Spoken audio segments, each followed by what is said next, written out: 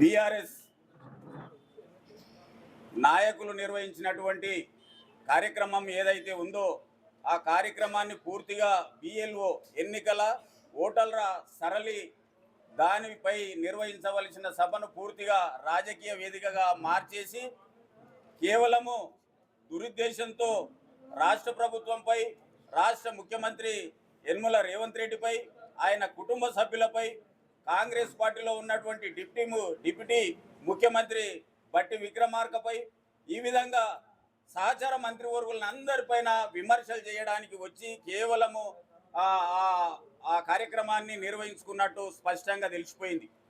ఏదైతే మన ప్రాంత నివాసి ఇక్కడ ప్రాతినిధ్యం వహిస్తూ ఇక్కడ మనకి ఇన్ఛార్జిగా ఉంటున్నటువంటి కిచ్చన్న గారి లక్ష్మారెడ్డి గారి నాయకత్వంలో కొనసాగుతున్నటువంటి మరి ఈ అభివృద్ధి కార్యక్రమాలు కానీ, ఫ్యూచర్ సిటీలో ఆయన మరి సహకరిస్తున్నటువంటి తీరు కానీ, మన ప్రాంత ముద్దుబిడ్డ దగ్గరలో ఉన్నటువంటి కల్వకుర్తి నివాసి మరి రాష్ట్ర ముఖ్యమంత్రి యనమల రేవంత్ రెడ్డి గారి నాయకత్వంలో ఒక భవిష్యత్ తరాలకు మరి స్థిరంగా అందరికీ ఉపాధి కల్పించే విధంగా కొన్ని కార్యక్రమాల్లో భాగంగా ఒక ప్రాంతవాసిగా ఆయనకి ప్రాంతం మీద మమకారంతో మరి గతంలో మరి దేవేందర్ గౌడ్ మాదిరిగా ఆయన కూడా ఈ ప్రాంతానికి ఒక ఫ్యూచర్ సిటీని మరి నిర్మాణం చేపట్టడానికి ప్రపంచంలో అత్యుత్తమైనటువంటి నగరంగా తీర్చిదిద్దడానికి ఆయన శ్రీకారం చుడితే ఈనాడు మరి ప్రతిపక్షంలో ఉన్నటువంటి కేటీఆర్తో పాటు హరీష్ రావు వీళ్ళు అసమానం ఉదయం వాళ్ళకి నిద్రలో కూడా ఫ్యూచర్ సిటీ అని పంతుండొచ్చు.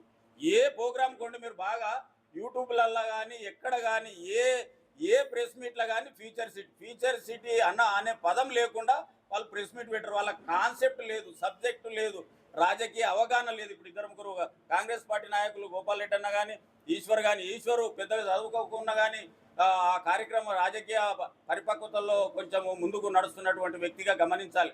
ఎందుకంటే నిన్న జరిగినటువంటి కార్యక్రమం చాలా దురదృష్టకరం. అది అసలు బీఆర్ఎస్లో సీనియర్ నాయకులం అంటూ చెప్పుకునే కందుకూరులో అంటే బీఆర్ఎస్ నాయకులు వాళ్ళు తీర్మానం ఇచ్చారు. మహేశ్వరంలో మాత్రం తీర్మానం ఇవ్వలేదు బీఆర్ఎస్ నాయకులు. ఈ మహేశ్వరం మండలంలో ఉన్న బీఆర్ఎస్ నాయకులు మరి సిగ్గుగా అవమానంతో మరి తమ పదవులకు కానీ పార్టీ సభ్యత్వాలకు రాజీనామా చేసి తక్షణమే అక్కడ ఉన్నటువంటి సబితా ఇంద్రారెడ్డి గారిని, కేటీఆర్ గారిని ప్రశ్నించాలి. మా ప్రాంతాన్ని ఫ్యూచర్ సిటీలో కలపడం వల్ల మీకేం ఇబ్బంది జరుగుతుంది, మీకేం అన్యాయం జరుగుతుందని ప్రశ్నించేది పోయి వాళ్లకు సప్పట్లు కొట్టి వాళ్ళకు హర్షధ్వానాలు చేసి ఏదో జులుసు తీసి టపాసులు వేలు చేసేస్తే మరి గత వారం 15 రోజుల కేటీఆర్ ఎక్కడ పోతే ఇప్పుడు ఎవరో చెప్పారు దొంగల గుంపు, ఆ కార్యకర్తలు తక్కువ, జేబులు కొట్టేటోళ్ళు ఎక్కువ. ఈ కార్యకర్తలు తక్కువ అయిపోయారు, ఆడికి కొట్టేటోళ్ళు ఈ జేబులు కొట్టే గ్యాంగ్ పెద్దగా అయిపోయింది. ఒకడు కాదు, ఇద్దరు కాదు. ఇక్కడ చూసి నాది పోయిందిరా అంటే నాది పోయింది, గొలుసు పోయింది అంటే ఒకటి పోయింది. ఏడ చూడలే నేను ఇంత ఘోరంగా. నీవు పరిగిలు ఆ విధంగానే జరిగింది, మహేశ్వరంలో ఆ విధంగానే జరిగింది. అంటే ఎంత డబ్బునో చూడు. అదే కాంగ్రెస్ నాయకులకు సీఎం ప్రోగ్రాం పెట్టరు, ఒకరి దగ్గర కూడా పర్సు పోయిందని వేల మంది లక్షల మంది వచ్చి మరి ఇలా తిప్పి కొడితే పంచనాల కెపాసిటీ 1500, ఇంకో 1500 ఎక్కువ అనుకో, ఇంకొక 1000 అనుకో, 3000 మందికి దగ్గర 40 మంది జేబులు కొట్టేస్తారు. అంటే ఎంతమంది వచ్చి ఉంటారు వాళ్ళు? దాదాపు మరి విజయవాడ నుంచి ఎంతమంది వచ్చారు, బీహార్ నుంచి ఎంతమంది వచ్చారు, మహారాష్ట్ర నుంచి ఎంతమంది వచ్చారు, మొత్తం అవుటాపోయినట్ట. పోలీసు వాళ్ళని అడిగితే ఇక్కడ వాళ్ళు కారన్న వాళ్ళంతా బయట వాళ్ళు దాదాపు చాలా మంది ఉన్నారు. ఎవరిని గుర్తుపడతాం? ఒక 500-600 మంది వాళ్ళే. అంటే మరి వాళ్ళకి మంచిగా భోజనాలు పెట్టారు, ఇలా జేబులు వాళ్ళు భోజనాలు తిని వీళ్ళు చదువుకున్నంతసేపున వాళ్ళు చదువుకున్నారు. అంటే దొంగల మూట ఎవరెంకున్నది? దొంగల మూట మీ ఎంక ఉంది.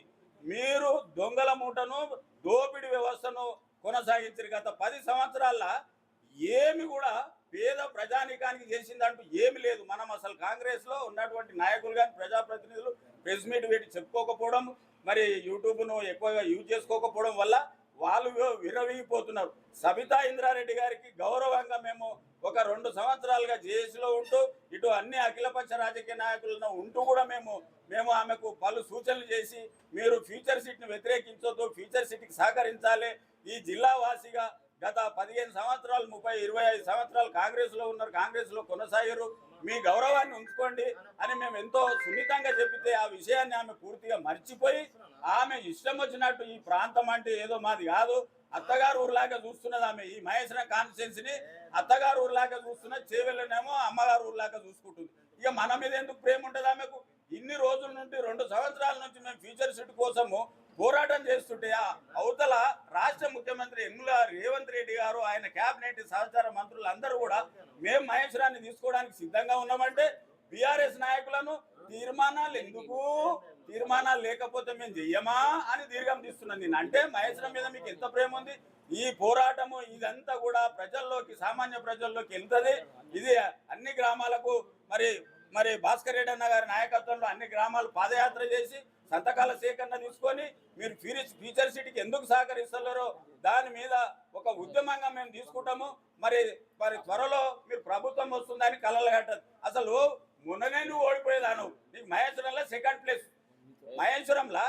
మహేశ్వరంలో శాసనసభ ఎలక్షన్లు అప్పుడు నీకు హెడ్ క్వార్టర్లో 18,000 జనాభా, భారతీయ జనతా పార్టీ ఫస్ట్ ప్లేసు, మీరు సెకండ్ ప్లేస్, థర్డ్ ప్లేస్లో కాంగ్రెస్. పార్లమెంట్ ఎలక్షన్లకు వచ్చే వరకు Bharatiya Janata Party first place, Congress second place, BRS third place. మళ్ళీ మొన్న వచ్చే ఎన్నికల వరకు వ్యక్తిగతంగా అవన్నీ జిమ్మికులు చేసి మా దాంట్లో కొంతమంది నాయకుల లోపమో మా సమన్వయమో జరిగింది. ఇప్పుడు చాలా మంది డిమాండ్ చేశారు, నువ్వు తక్షణమే రాజీనామా చేయి, నీ ఒకవేళ గెలిస్తే మేము దానికి ఎక్కడ మీరు ఏ నిర్ణయం తీసుకుంటారో దానికి కట్టుబడి ఉంటాం. మీరు రాజీనామా చేసి కేఎల్ఆర్ మీద మీకు దమ్ము ధైర్యం ఉంటే ఈ రోజు కాకపోతే రేపు మీరు బహిరంగంగా ప్రెస్ మీట్ పెట్టి మీరు రాజీనామా చేయండి.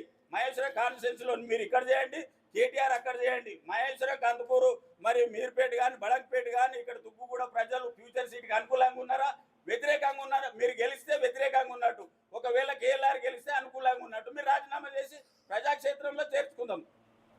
దయచేసి దీన్ని మీరు అందరూ సహకరించి ఉద్యమాన్ని త్వరలో ఇప్పుడు ఒక కార్యక్రమం ఉంటుంది, అక్కడికి అందరం కలిసి మనం వెళ్ళిపోవాలి.